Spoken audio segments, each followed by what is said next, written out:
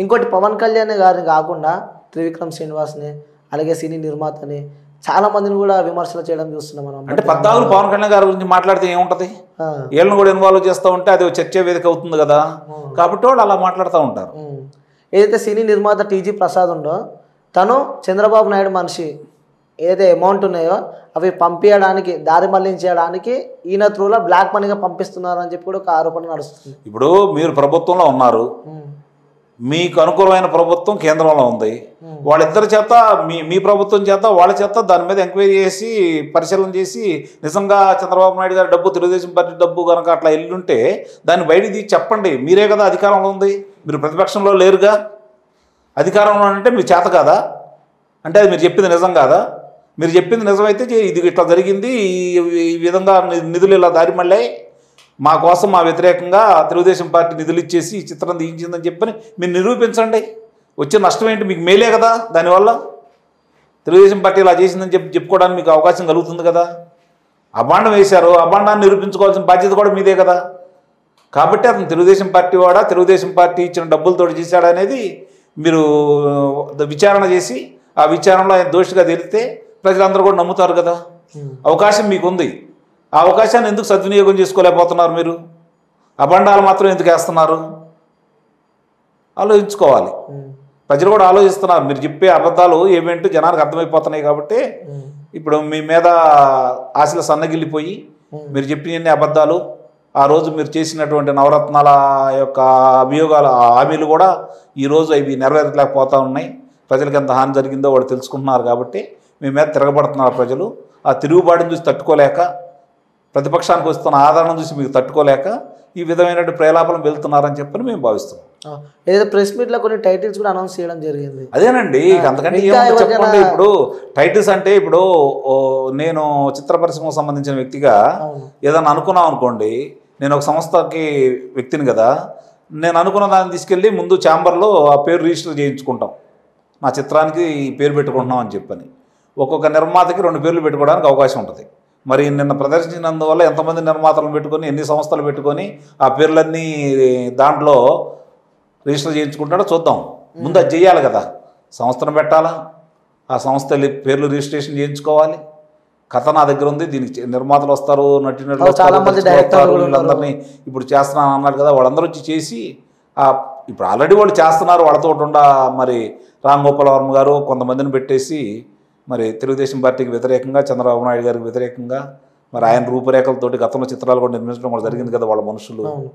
ఇది కూడా అలానే చేస్తారు, ఎందుకంటే వాళ్ళ దగ్గర కావాల్సినంత నిధులు ఉన్నాయి కాబట్టి చేస్తారు. చేయరని అయితే నేను అనుకోవట్లేదు, చేస్తారు.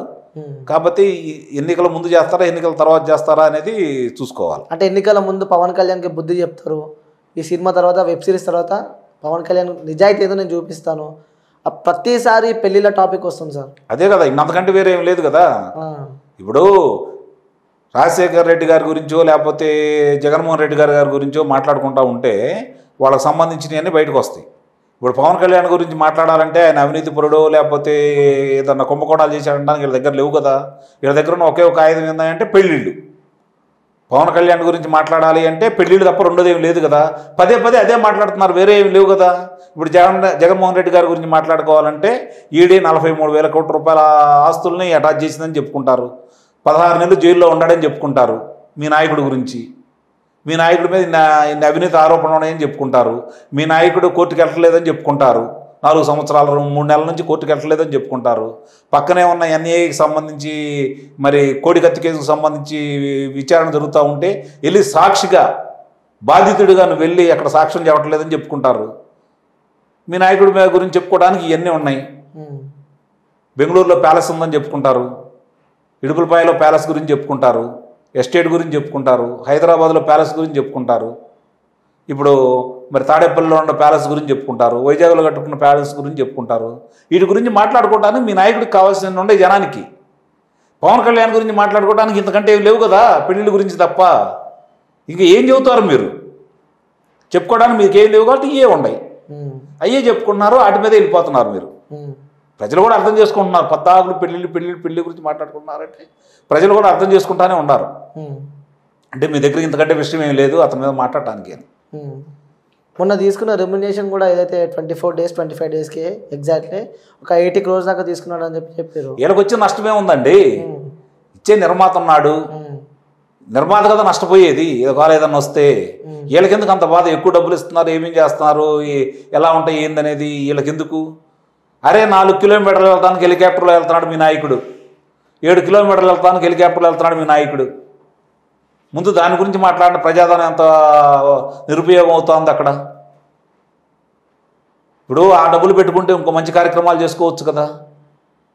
చెట్లు కొట్టేస్తున్నారు పర్యావరణానికి, నిజంగా ఎంత హానిది. మీ మీద ఎన్ని కేసులు పెట్టాలా? అధికారంలో ఉంది కదా అని చెప్పి ఇష్టారాజ్యంగా మీరు చేస్తున్నారు కదా. ఇది కరెక్టా? పర్యావరణానికి ఇంత ముప్పు తీసుకురావడం కరెక్టా? ఇది న్యాయమా? మీరు చేస్తున్న పరిపాలన ఇదేనా? 151 సీట్లు వచ్చిన వాళ్ళు మీరు, 22 మంది ఎంపీలు, 9 మంది రాజ్యసభ సభ్యులు ఉన్న మీరు, కేంద్రం మీద పోరాడవలసిన మీరు ఏం చేస్తున్నారు? నిధులు రావడం కావచ్చు, మీ అవసరాల కోసం కావచ్చు, అప్పులు ఇస్తున్నారు కాబట్టి మీరు కేంద్రం జోలికి వెళ్లకుండా మీ పనులు మీరు చేసుకుంటా ఉన్నారు. మీరు చేయాల్సిన ప్రజాపరమైన కార్యక్రమాల గురించి మీరు మనసు పెట్టండి. 151 సీట్లు ఇచ్చిన ప్రజల మనసులో చిరస్థాయిగా నిలిచిపోయే విధంగా మీరు పరిపాలన చేయలేదు కాబట్టి ప్రజలు తిరుగుబాటు చేస్తున్నారు, ప్రతిపక్షానికి ఆధారం వస్తుంది. అది గమనించారు కాబట్టి మీరు ఇలాంటి కార్యక్రమాలను చేస్తున్నారు. మిమ్మల్ని ఇంటికి పంపించడానికి ప్రజలు సిద్ధంగా ఉన్నారు. ముందు దాన్ని ఎలా ఎదుర్కోవాలో ఆలోచించుకోండి. అంటే బ్రో మూవీ కలెక్షన్ కూడా 70 కోట్లు కూడా రాలేదు, అదే రెమ్యునేషన్ అయితే 80 కోట్లు ఇచ్చారు. నష్టం నీకేంటయ్యా? 80 వచ్చిందా 70 వచ్చిందా? అసలు ఏమి రాదు, జనం చూడరు. నీకు వచ్చిన నష్టం ఏంటి? నష్టపోతే నిర్మాతలు వచ్చి సినిమా తీయరు కదా మళ్ళీ అతనితో. దానికి నీకు సంబంధం ఏంటి? పోనీ ఆ నష్టం వచ్చింది, ఇప్పుడు ఆ నష్టం ప్రభుత్వం ఏమైనా ఇస్తుందా? ఇవ్వదు కదా. మరి నీకేంటి నొప్పి, నీకేంటి బాధ, నీకేంటి ఇబ్బంది? నీకు వచ్చిన నష్టం ఏంటి దానివల్ల? నీ ఆస్తులు ఏమైనా కట్టమంటున్నాడా ఆ నిర్మాత? నీ ఆస్తులు ఏమైనా కట్టమంటున్నారా లేకపోతే ఆ డిస్ట్రిబ్యూటర్లు? మరి మీకు వచ్చే నష్టం ఏంటి? ఎందుకు మాట్లాడుతున్నారు మీరు దీని గురించి? అంటే తెలుగుదేశం పార్టీకి వచ్చే ఆదరణ, ఇప్పుడు తెలుగుదేశం అధినేత చేస్తున్నటువంటి యాత్రల వల్ల మీకు జరిగే నష్టాన్ని అంచనా వేసుకొని లోకేష్ పాదయాత్ర జరిగేటువంటి ప్రజాదరణ చూసి తట్టుకోలేక మీరు ఇలా దాన్ని పక్కదారి మళ్లించడం కోసం, అది ప్రాచుర్యంలో రాకుండా, అది జనాలకి చెరువు కాకుండా చేయడం కోసం మీరు చేసే ప్రయత్నాలు అని చెప్పి నేను భావిస్తున్నాను. ఒకవేళ ఏదైతే అంబటి రాంబాబు తీసే మూవీ ఉందో, వెబ్ సిరీస్ ఉందో, ఒకవేళ రిలీజ్ అయితే పరిస్థితి ఏ విధంగా ఉంటుంది సార్? ఏమి ఉండదు. ఎందుకంటే గతంలో ఏమన్నా అయిందా ఏంటి? కొంపలే అంటుకుపోవు. ఇప్పుడు అభూత కల్పనలు ఎక్కువ ఉంటాయి. ఇట్లాంటి చేసినప్పుడు ఎదురాల మీద బురద జల్లా ఉన్నప్పుడు అభూత కల్పనలు ఎక్కువ ఉంటాయి. కొన్ని నిజాలు ఉంటాయి, కొన్ని అభూత కల్పనలు ఉంటాయి. ఆ అభూత కల్పనలు ఇప్పుడు ఆయన గురించి మాట్లాడి 3 పెళ్లిళ్ళ గురించి మాట్లాడుకుంటారు. 3 పెళ్లి గురించి తీస్తాడు. 6 పెళ్లిళ్ళు అని కూడా అన్నారు. 6 పెళ్లిళ్ళు ఎక్కడ ఉన్నాయి? ఆయన చేసుకుంది 3 పెళ్లిళ్ళు. మీరు చేశారా 3 పెళ్లిళ్ళు జనానికి తెలియకుండా? అంటే నువ్వేమైనా చేసావా 3 పెళ్లిళ్ళు? ఆయనకి మిగిలిన 3 పెళ్లిళ్ళు జనానికి తెలియకుండా? చెప్తా, మరి వెబ్ సిరీస్లో చూపిస్తారు కదా, చూద్దాం ఏమేమి జరుగుతాయో. దానివల్ల ఇంకా ఆయనకు ప్రాచుర్యం వస్తుందే తప్ప పవన్ కళ్యాణ్ గారికి వచ్చే నష్టం అయితే ఉండదు. అంతే అంతే.